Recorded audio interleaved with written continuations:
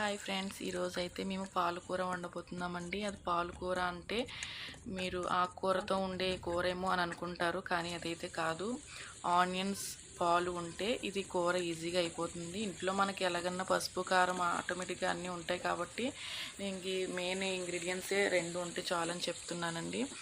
Onions బాగా మగ్గిన తర్వాతన కొంచెం పసుపు, కారం, తగినంత ఉప్పు వేసుకొని బాగా అవి మగ్గి బాగా ఒకసారి కలుపుకొని కొంచెం ప్లేటు మూత పెట్టుకొని బాగా గోల్డెన్ కలర్ వచ్చే వరకు మనం ఆనియన్స్ని మగ్గబెట్టుకున్నట్లయితే కొంచెం అవి మంచి టేస్ట్ వస్తుందండి. ఈ కూరకి అదే టేస్ట్ అండి. బాగా ఆనియన్స్ వేగడానికి దీనికి కూర టేస్ట్ వస్తుంది.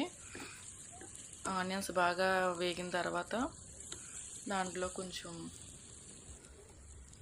తగినంత కారం వేసుకొని, కారం ఆనియన్స్ తగ్గట్టుగా మనం కారం తినే దాన్ని బట్టి మనం కారం వేసుకోవచ్చండి. ఆ కారం వేసుకొని మనం ఏ కూరకైనా కొంచెం వాటర్ వేసుకుంటాం కదా, ఆ వాటర్ వేసుకునే ప్లేస్లో మనం దీనికి పాలు వేసుకుంటాం, అంతేనండి. దీనికి పాలు కూర అని దీన్ని అంటాము, కానీ చాలా టేస్ట్గా ఉంటుంది ఈ కూర. ఒకసారి మీరు ఈజీగా అయిపోతుంది. ఏమి కాయగూరలు లేవు అన్న సమయంలో మనమైతే ఈ కూరని మనం ఈజీగా ఆనియన్స్ కట్ చేసుకొని పాలు ఉంటే చాలండి. ఈజీగా అయిపోయే కూర అయితే మాత్రానికి 10 నిమిషాల్లో కూడా అయిపోద్ది ఈ కూర.